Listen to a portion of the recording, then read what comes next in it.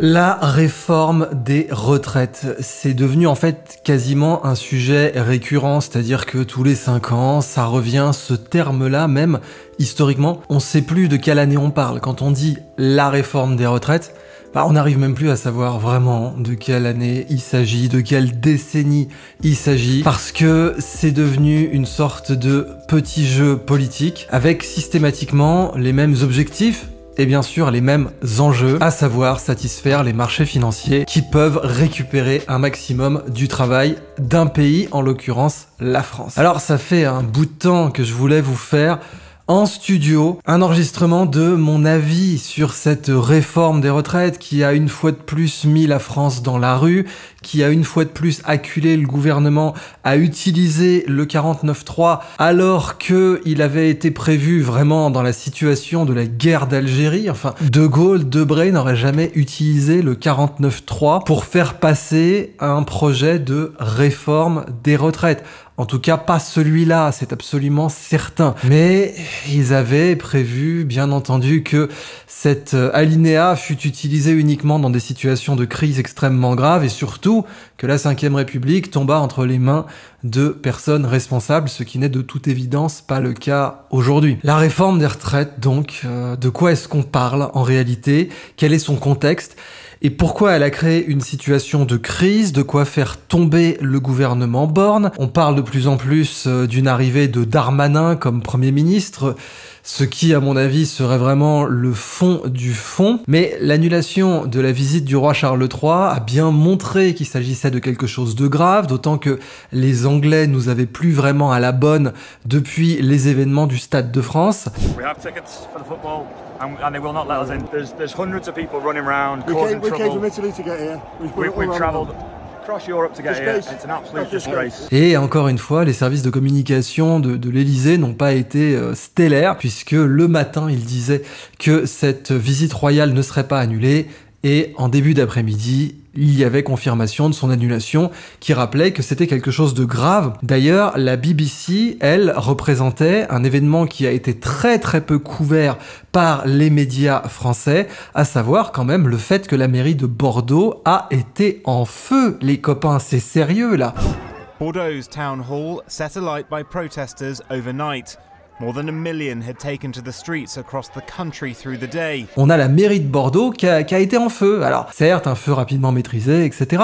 C'était pas Bordeaux brûle-t-il, mais tout de même, ça vous prouve qu'on a des événements qui sont sociologiquement importants et qui sont d'une gravité, oui, sans précédent, même depuis les confinements et les premières crises des gilets jaunes, mais qui sont en réalité les conséquences de ces abus sur les libertés publiques des Français. Alors, la retraite, c'est quoi? C'est le temps. C'est le temps de vie. Et on doit s'interroger en fait sur, selon moi, le seul et unique sujet politique qui est l'esclavage. Il n'y a qu'un sujet politique en toile de fond de l'histoire entière de l'humanité, et c'est l'esclavage. Vous prenez le temps des Romains, les esclaves pouvaient être noirs, blancs, roux, blonds, on s'en foutait, mais la totalité de la République romaine et de l'Empire romain par la suite reposait sur l'esclavage. Pompéi n'importait pas que des denrées. Les bateaux arrivaient aussi chargés d'esclaves. Et il ne faut surtout pas oublier que la grande civilisation romaine reposait sur l'esclavage. On ne pouvait pas envisager le fonctionnement de cette puissance qui a unifié la Méditerranée, qui est la seule dans l'histoire à avoir unifié la Méditerranée, avec sa langue si particulière qui est très moderne. D'ailleurs, le latin encore aujourd'hui, ça pourrait être la langue de Twitter, c'est une langue ultra concise. Avec cet avantage civilisationnel, cette réflexion, les Romains n'ont pas été foutus d'abolir l'esclavage. Et ensuite, on a eu le servage, la féodalité.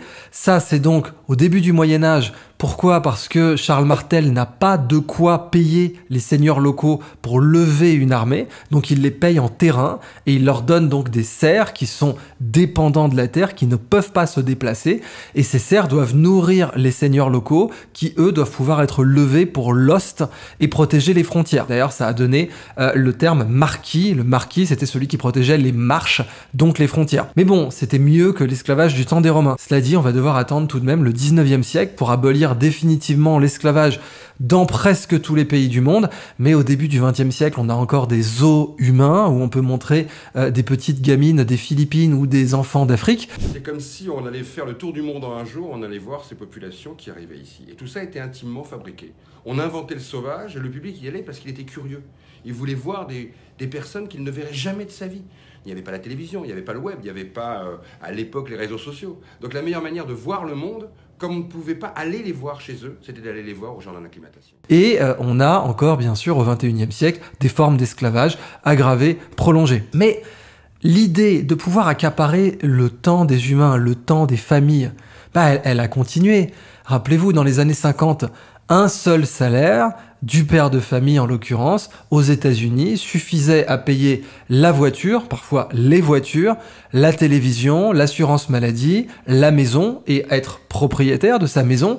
Et puis aussi les études des jeunes. Et puis aujourd'hui, 2 salaires n'y suffisent pas. Alors oui, ça a été présenté comme de l'émancipation, comme le fait que la femme devait être émancipée. Mais qu'est-ce que c'est vraiment que l'émancipation? C'est le choix. Or, on n'a eu qu'une demi-émancipation. Dans le sens où oui, c'est tant mieux, la femme peut avoir un compte en banque. C'est vrai qu'on a attendu un certain temps en France, et c'est pas très glorieux, avant de donner le droit aux femmes d'avoir un compte en banque. Je voudrais ouvrir un compte en banque.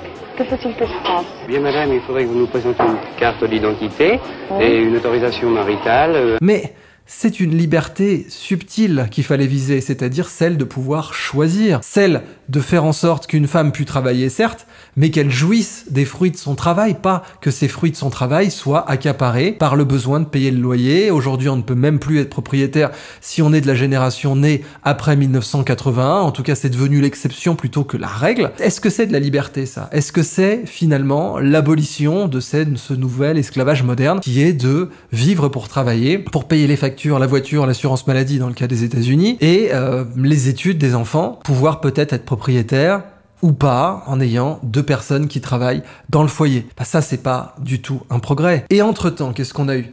On a eu bien sûr la révolution Internet, digitale, l'informatique qui a explosé les leviers de productivité. Financé par le département de la Défense, l'agence de projet de recherche avancée a créé ARPANET, la première version d'Internet. Et pour en revenir à la réforme des retraites, toutes les personnes qui me sortent que oui, on a une population qui vit plus longtemps, oublient de sortir que la productivité a explosé également en France. De 1954 à 2023 aujourd'hui, la productivité a été multipliée par plus de 2, peut-être même 3. Donc, comment on peut continuer à dire que là où l'espérance de vie a dû avoir une croissance de 15%, la productivité, elle, a été multipliée par 2 ou 3, ou plus, et donc le système des retraites n'est pas soutenable? C'est un mensonge. Je peux pas vous dire les choses autrement. Je suis là, sur Internet, pour vous faire du journalisme citoyen, et pour vous informer au-delà des médias, des puissants, qui vont vous donner évidemment le diapason du pouvoir, à savoir, bien sûr, qu'il faut travailler jusqu'à 70 ans, bientôt, vous inquiétez pas, c'est par palier progressif, comme le peuple n'a pas beaucoup de mémoire, l'idée, bien sûr, c'est d'avancer ces pions lentement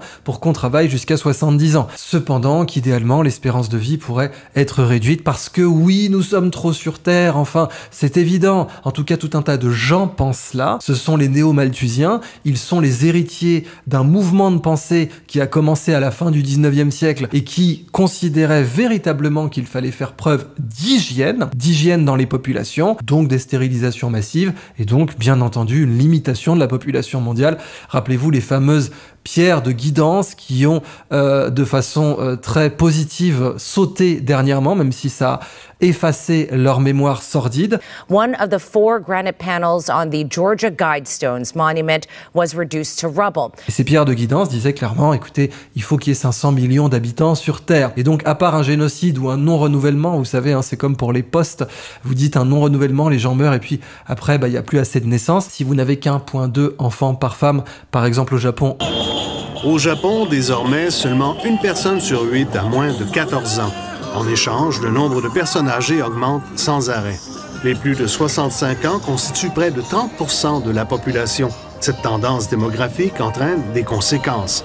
Déjà, le Japon compte plus d'animaux de compagnie que d'enfants. En Corée ou ailleurs, oui, c'est quelque chose qui va arriver. Et d'ailleurs, on a une bombe démographique qui attend le Japon, qui attend la Chine.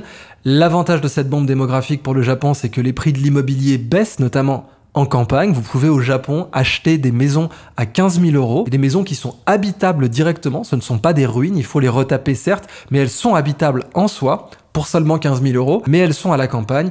Et d'ailleurs, aujourd'hui, avec la digitalisation, avec les nouveaux services, les campagnes commencent à être de plus en plus attrayantes. Mais, pour revenir aux retraites, oui, c'est de la désinformation que de dire que notre système de retraite n'est pas soutenable. C'est totalement faux. Le déficit maximal, même le plus dingue possible, du système de retraite français, c'est 20 milliards. Mais pendant la crise Covid, vous savez, la fameuse crise où la grippe a disparu et où tous les cas de grippe sont devenus miraculeusement des cas de Covid, eh bien, on dépensait 1 milliard par mois en tests PCR. 1 milliard par mois, ça signifie que 20 mois de dépenses de tests PCR sont suffisants pour couvrir notre système de retraite. Et je vous parle même pas du surendettement de la France, 800 milliards. Mais mon Dieu, avec 800 milliards, on aurait pu relocaliser la capitale, refaire de nouvelles routes, qui n'auraient même pas eu besoin de péage. Figurez-vous, oui, les autoroutes sont rentables de toute façon. Et cette rentabilité part, bien sûr, à l'étranger. On aurait pu investir dans les biodiesels marins, dans la culture d'algues, dans la zone économique exclusive française. On aurait pu refaire notre système éducatif, nos écoles, ouvrir des lits d'hôpitaux et même peut-être déployer des trains Hyperloop dans toute la France. Mais on ne l'a pas fait. Parce que cette dette qui est le nouvel esclavage, comprenez-le bien, et l'esclavage est le seul et unique sujet politique. Fondamentalement, tous les sujets politiques se ramènent à l'esclavage, et tous les sujets qui se ramènent à l'esclavage se ramènent à la liberté. Or, la liberté, c'est le choix. A-t-on le choix? Alors oui, je suis d'accord, quand on aime son métier, et quand on a un sens à son travail, quand on a eu la chance et la persévérance de trouver son ikigai, et l'ikigai dans la version occidentale, les Japonais ne le ramènent pas uniquement à cela, mais l'ikigai dans la version occidentale, c'est fais ce que tu aimes, fais ce dont le monde a besoin, fais ce pourquoi tu peux être payé car il n'y a aucune honte à ça, et fais ce dans quoi tu es bon.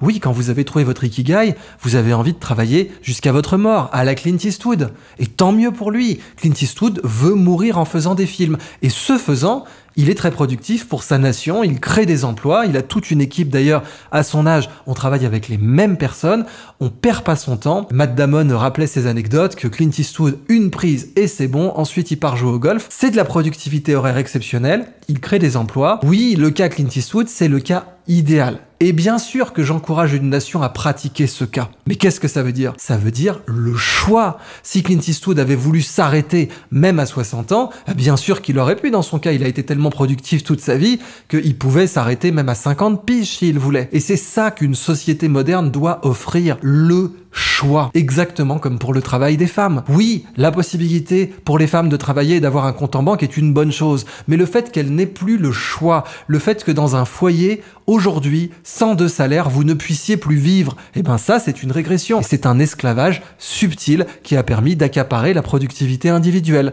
pour l'envoyer dans les poches de certains, qui eux ne travaillent plus de toute évidence. Quand je vois des Clint Eastwood ou considérablement plus jeunes, des Charles Gave, qui continuent à travailler bien au-delà de l'âge de la retraite possible. Bah oui, je comprends cette productivité et cet amour de leur travail.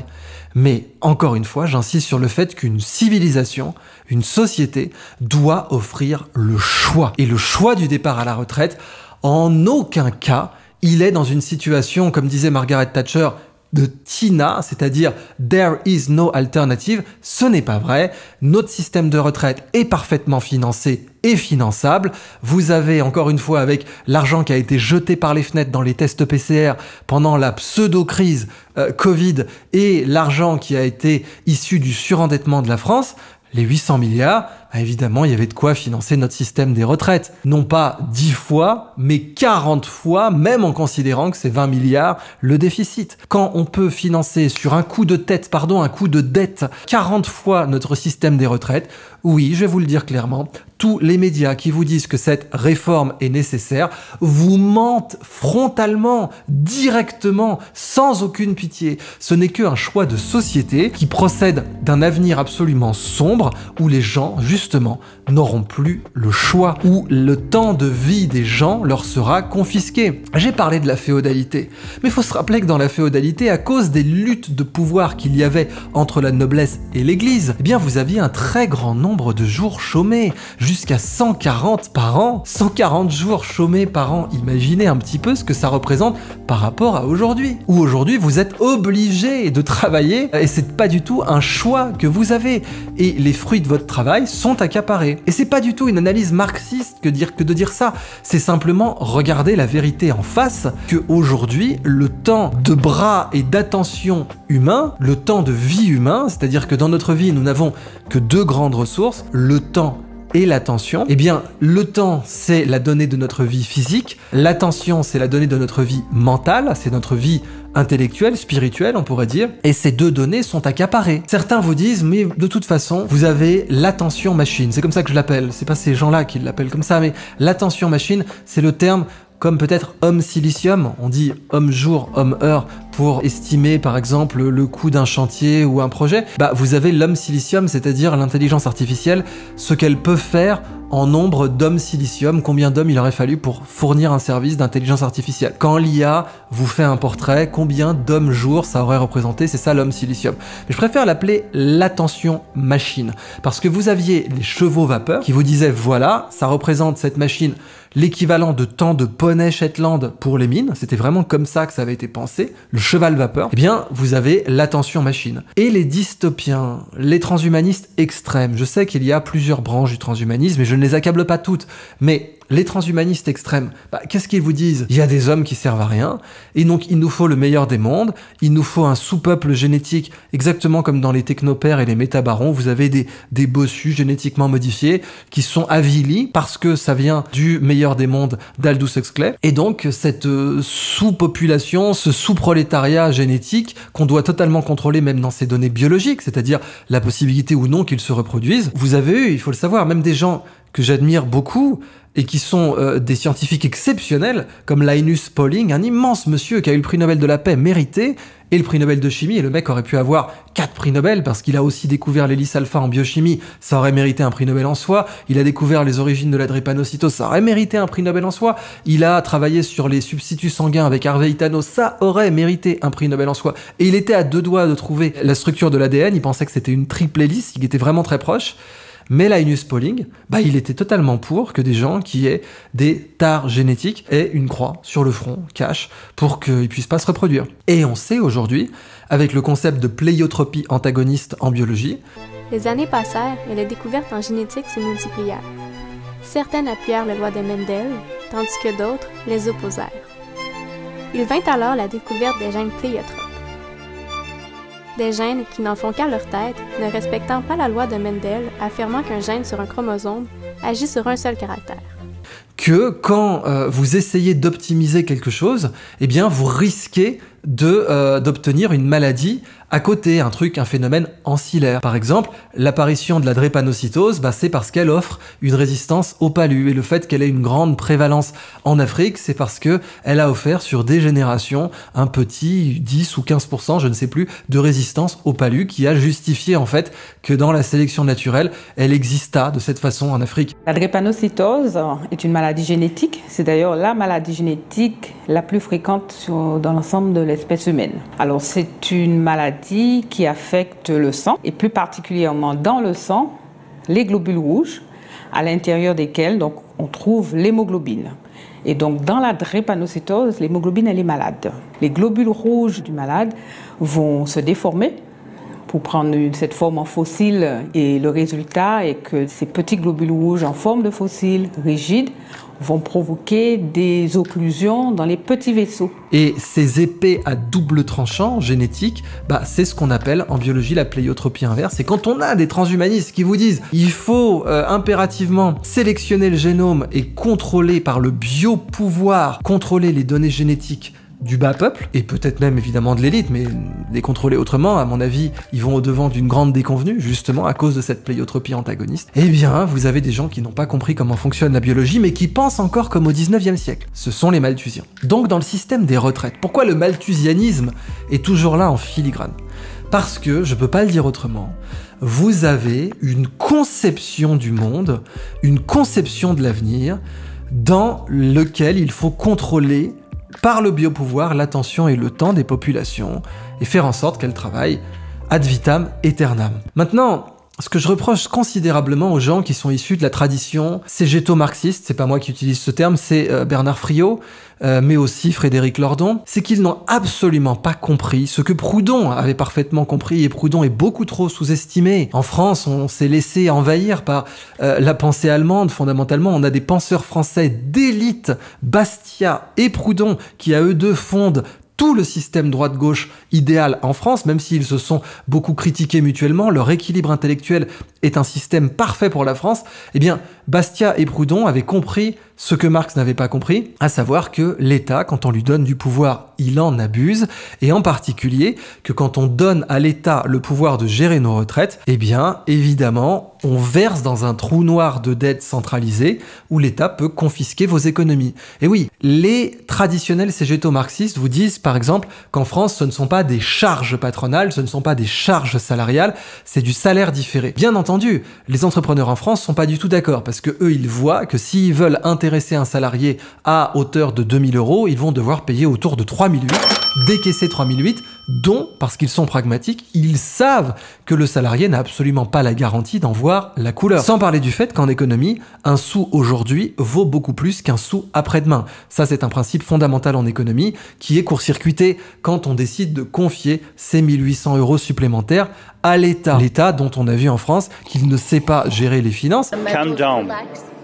down. Puisqu'il est surendetté aujourd'hui à hauteur de plus de 140 ou 160% du PIB, ce qui est quelque chose d'absolument diabolique, honteux, abominable. Je ne peux pas dire les choses autrement. Donc, ce que n'ont pas compris selon moi les cégéto-marxistes, et encore une fois, c'est pas un terme caricatural que j'utilise, c'est le terme de Bernard Friot, c'est que quand vous cotisez pour votre retraite, l'État peut vous confisquer cet argent ou ce temps, voyez-le comme vous voulez, exactement comme une banque confisquerait sur votre compte. Dirait, écoutez, voilà, frais de gestion, hop là, je récupère ces années de travail, ces années de salaire. Comprenez que ce sont des années de salaire qui ont été confisquées. En Grèce, on a bien vu, quand les fonctionnaires se sont retrouvés du jour au lendemain à devoir travailler 2, 3, 4 années supplémentaires. Des erreurs ont été commises dans la gestion de la crise grecque, tant du côté d'Athènes que du côté européen.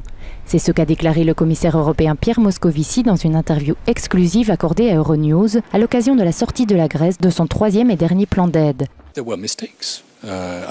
Mais 4 ans de salaire 4 ans de salaire, ça représente combien d'économies? Considérez que c'est comme si une banque, et en faisant de l'État la banque des cotisations de retraite, c'est ça qu'il se passe, eh bien c'est comme si une banque avait confisqué 1 an, 2 ans, 3 ans de votre salaire. Alors certes, c'est pas tout le salaire, puisque ce ne sont que les cotisations, les charges. Mais si, pour payer quelqu'un 2000 €, vous devez payer 3008, bah c'est quasiment comme si vous aviez confisqué tout son salaire qu'il avait placé, qui avait été mis en banque. Donc, entre le système de retraite par capitalisation, où on voit des fonds de pension aux États-Unis qui peuvent déconner sec, et qui peuvent complètement ravager les retraites, même des fonds de pension qui sont dédiés aux fonctionnaires, par exemple les fonctionnaires de l'État de Californie, peuvent déconner sec et faire de mauvais investissements. On l'a vu aujourd'hui avec l'effondrement des banques, si vous aviez placé votre argent sur une bancaire, vous aviez perdu 95% de votre placement.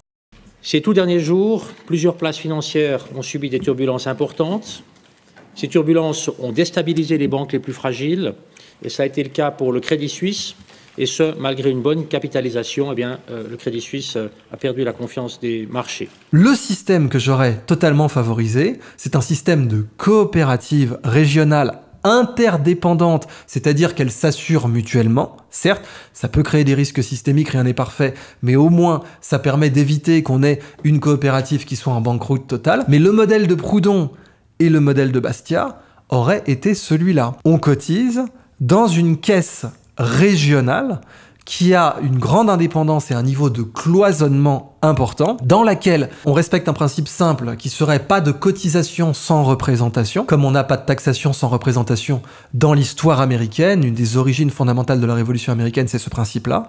Eh bien, pas de cotisation sans représentation, on a des caisses régionales, et si vous partez à l'étranger ou autre, eh bien vous pouvez récupérer avec peut-être un système de malus, comme ça se fait en Australie d'ailleurs pour les travailleurs journaliers ou les travailleurs saisonniers. Si vous avez travaillé dans les vignes en Australie et que vous quittez le pays, vous récupérez vos cotisations et le système est assez simple et direct. Voilà évidemment ce que j'aurais encouragé. Mais cette réforme, et ce terme vraiment est abominable, des retraites, a montré d'une part qu'on avait un gouvernement aux abois, a montré aussi que tant qu'on n'aura pas de démocratie directe, et comprenez bien que la démocratie directe est ce que le courant de pensée du Forum économique mondial, le courant de pensée des grandes familles malthusiennes de la fin du 19e siècle qui ont encore un impact politique aujourd'hui, ne veut absolument pas voir arriver. La démocratie directe, ce serait la fin de tous les maux aujourd'hui qui font que les Français sont dans la rue. Eh bien, cette démocratie directe, tout est fait pour qu'on n'en parle pas, pour qu'elle n'arrive jamais. Selon certains penseurs, et je pense à Juan Branco, dont le thème vraiment du dernier ouvrage est absolument clair, tant qu'on remplacera les barricades par les barbecues, on n'aura jamais de démocratie directe en France. Et c'est vrai que le syndicalisme français aujourd'hui, quelles que soient ses tendances, a remplacé les barricades par les barbecues. On n'a plus de barricades aujourd'hui. Pourtant, ce sont les barricades qui ont fait l'histoire de France. Et le point de vue de Juan Branco est qu'il n'est pas possible d'avoir une démocratie directe sans barricade en France. Ce que je vois aujourd'hui en tout cas, c'est que le gouvernement a été mis dans une position extrêmement difficile, que le système politique des Républicains est complètement à bout de souffle et qu'aujourd'hui on peut même considérer qu'il a creusé sa tombe tout seul en votant dans le sens de Renaissance, La République en marche, etc. LR, EM, c'était peut-être pour éviter cet amalgame d'ailleurs que Macron a renommé son système politique Renaissance. Mais ce que l'on voit aujourd'hui, c'est que la réforme, ou pseudo-réforme des retraites, n'est uniquement voulue que par les marchés financiers, qu'elle n'est pas du tout, mais vraiment pas du tout nécessaire, que bien entendu, une civilisation, une société moderne est une société qui laisse le choix, en particulier pour les travailleurs pénibles, et bien entendu pas cette réforme bidon où on a de grandes inégalités comme ceux qui ont commencé à 16 ans à travailler versus ceux qui ont commencé à 18 ans, ceux-là sont désavantagés. On a tout un tas d'aspects de ce texte de loi qui sont bidons, ni faits ni à faire, mais tant que les Français n'auront pas une démocratie directe, eh bien leur temps, leur sang, leur vie seront accaparés.